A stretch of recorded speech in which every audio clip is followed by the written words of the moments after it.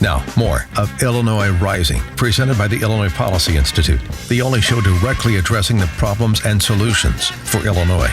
Now, from AM 560, here's Dan Proft. Back on this edition of Illinois Rising, joining me today is Cole Lauterbach, who's a reporter for the Illinois News Network. And Cole, interesting event coming up, May 3rd, primary day in Indiana. Big day. Could be a big deal. Big day in the presidential race. Yeah.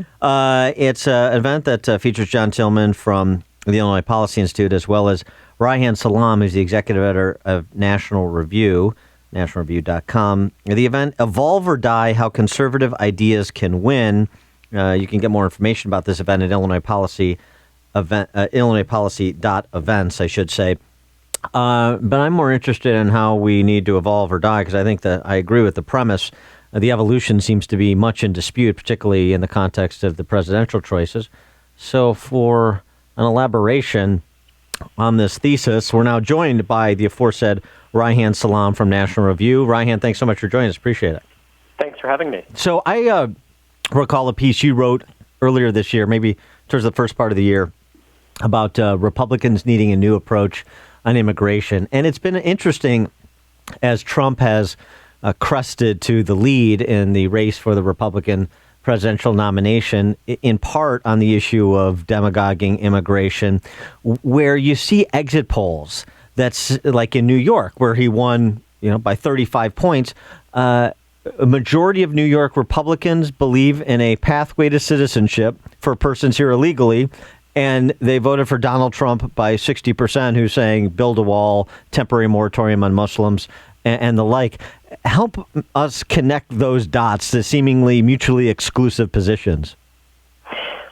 Well, the big thing to understand is that people don't always think about the connections between one issue and another issue because people simply don't understand the scale of the challenge we're dealing with. So, for example, people often talk about anchor babies, and they also talk about birthright citizenship. Well, what people don't know is that 8% of children born in the United States are born to mothers who are illegal immigrants.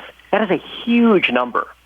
So people might feel like, oh, wait, it's terrible to talk about anchor babies and it's crazy to think about changing birthright citizenship. But when you think about the scale of the issue, it's actually very, very different. And the scale of the issue is not generally reported. So it's treated as just something that, crazy people want to talk about or whatever else. But when you think about it, it actually is something that all of us need to think about. Now, you might come down on one side of the issue or another, but the truth is that illegal immigration, it really is a pretty legitimate, serious issue because of the long-term consequences. Now, that doesn't mean that you talk about it in a way that's inhumane. It doesn't mean that you talk about it in a way that demonizes people, but it is a real issue. It's not something that Donald Trump made up. It's been something that conservatives have been talking about for many, many years, and it's becoming a bigger issue over time. Reihan, this issue of winning the free market ideas, winning the culture war, you talk about approaching things in a more humane manner. I think that one thing that the liberal side does is puts a face on things, and what can the free market movement to move forward their agenda with that face on this? How can they look forward like that down the road, but be able to personalize something and make this show how this will have an effect on people? Well, look, you're in Illinois, and Illinois is a state that has been battered and bruised by the fact that, businesses are fleeing the state. You have a pension obligation that are so extreme that they are leading to sharp increases in taxes that are just really socking middle-class families in the jaw. These are issues. This prevents people from being able to save, from being able to build their own nest egg that protects them from life's vagaries. These are bread and butter kitchen table issues, and you need to be able to talk about them in more vivid ways. Now, the other problem is that the reason we have all of these pension obligations, to name one example, is because politicians keep passing the buck. They want to give people compensation while concealing it, so that they don't have to have it on their budget in any one year. They just push it off to the future. And you keep having politicians do that again and again and again. So the one thing that conservatives can and must do is insist, okay, we're not necessarily going to win the fight on the policy today. Let's win the fight on making the policy transparent, on really making the costs of what we're doing right now clear, so that politicians can't get away with passing the buck in this way. And once you do that, you change the dynamic. And speaking of kind of the way we communicate and moving the flag, even if you can't get it as far in one step as you'd like, what about how we discuss some of these issues in terms of values? It's funny that Rahm Emanuel has no problem invoking the phrase Chicago values when he wants to explain the rationale for a position he takes.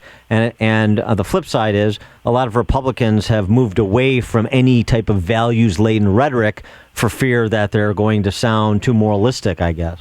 Well, it's actually very simple. So people look at political parties based on their positions on national issues rather than state and local issues. And that is a huge problem. So in Chicago, the elections are notionally nonpartisan, but it doesn't actually wind up helping all that much. That's why someone like Emanuel, that's why the Daley family, they benefited so much because they've got the name ID.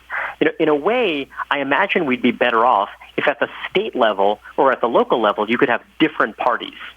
So in Chicago, for example, you've got a lot of Democrats at the national level who are pretty pragmatic and who certainly don't want to pay a much higher sales tax and a much higher income tax.